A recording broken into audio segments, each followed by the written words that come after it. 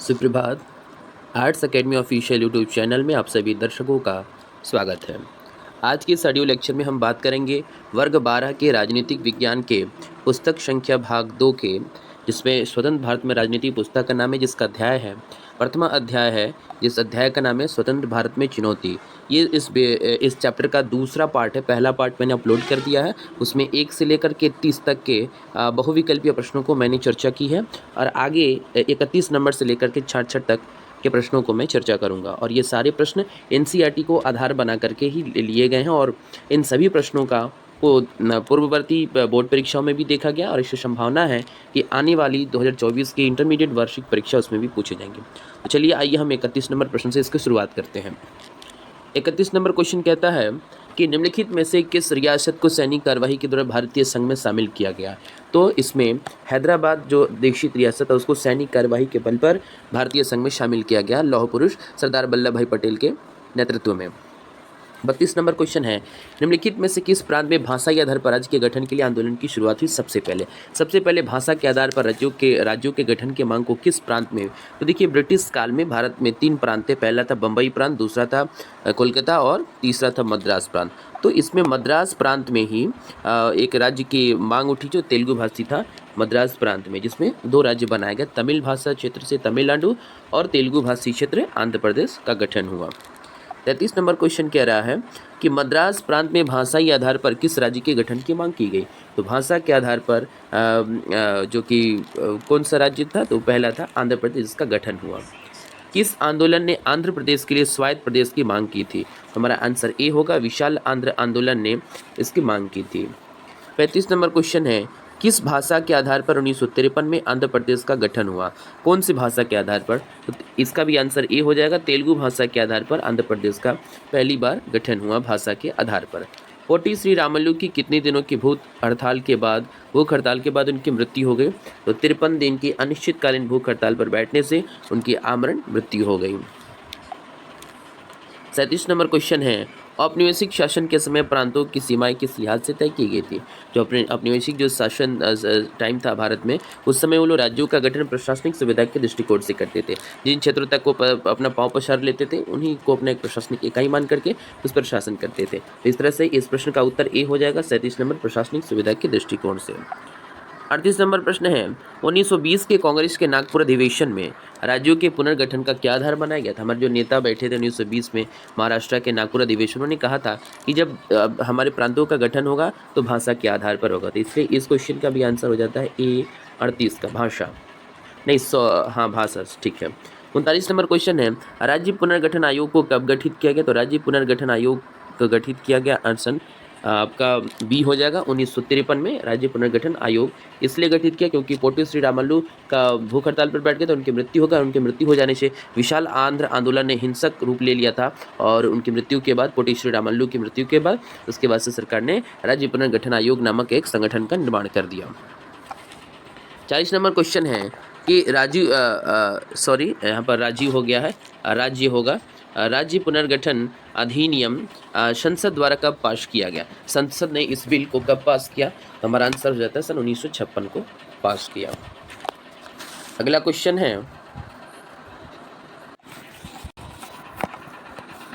41 number प्रश्न है, राज्य पुनर्गठन आयोग ने राज्यों के पुनर्गठन के लिए कौन सी रिपोर्ट प्रस्तुत की। तो राज्य पुनर्गठन जो आयोग था उसने राज्यों के निर्धारण के लिए ये बात कही कि वहाँ बोली जाने वाली भाषा के आधार पर ही राज्यों का गठन किया। इस तरह से 41 का आंसर ए हो जाएगा।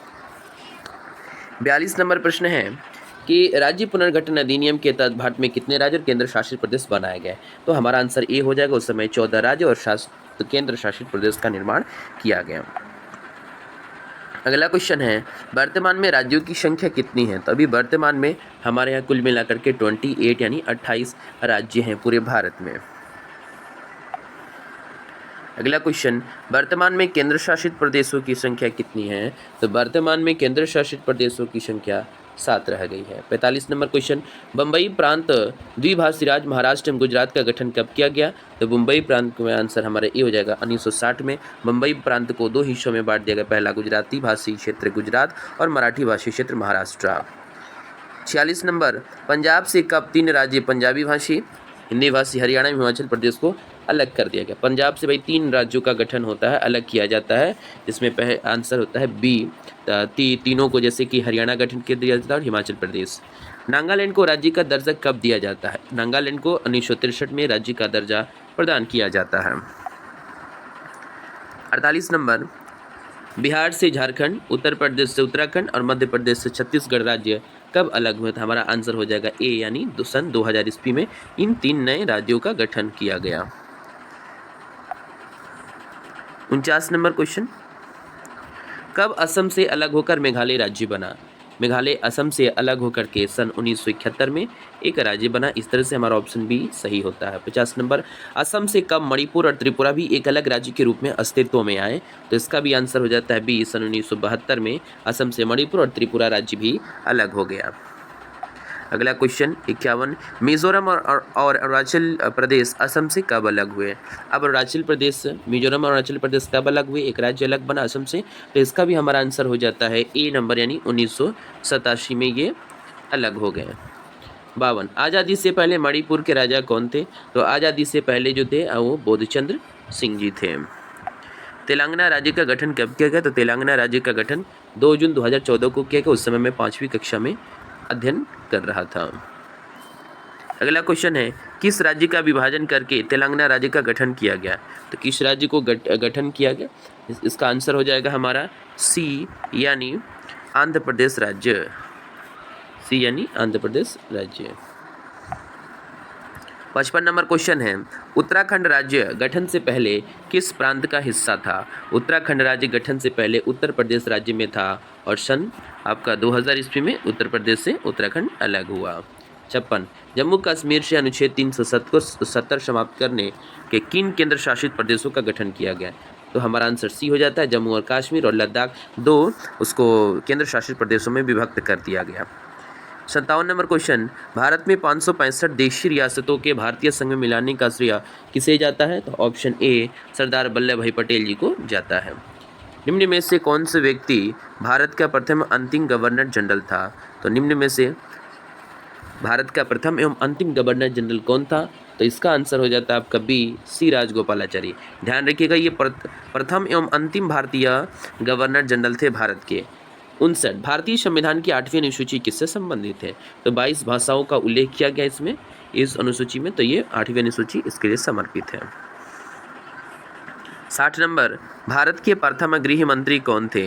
भारत के प्रथम गृह मंत्री सरदार पटेल जी बनाए गए थे। 61 नंबर, भारत में लौह पुरुष एवं भारत का बिस्मार्क के नाम से किसे जाना जाता है? तो सी ऑप्शन होगा, सरदार वल्लभ भाई पटेल। उनको इटली के वे जो बिस्मार्क थे जिन्होंने इटली का एकीकरण किया था, उनको इनकी संज्ञा दी जाती है। भारत के प्रथम शिक्षा मंत्री कौन थे? भारत के प्रथम शिक्षा मंत्री मौलाना अबुल कलाम आज़ाद जी था। आंसर सी सही होगा। 63 नंबर, भारत की संविधान सभा का गठन किस योजना के आधार पर हुआ? तो भारतीय संविधान सभा का गठन कैबिनेट मिशन योजना के अनुसार तय किया गया था। 64 नंबर क्वेश्चन है कि मैक मोहन रेखा कहाँ है? जो मैक मोहन रेखा जो है वो आपका अरुणाचल प्रदेश में, यानी इस सीमा में है आपका, है ना। 65 नंबर, भारत और पाकिस्तान किस रेखा द्वारा अलग होते हैं? तो रेड क्लिफ रेखा द्वारा भारत और पाकिस्तान अलग होते हैं। 66 नंबर क्वेश्चन है कि पाकिस्तान के प्रथम प्रधानमंत्री कौन बनाए गए थे? तो मोहम्मद अली जिन्ना, जिन्होंने द्विराष्ट्र सिद्धांत का प्रतिपादन किया था, वही क्या थे? भारत के प्रथम प्रधानमंत्री बनाए गए। धन्यवाद।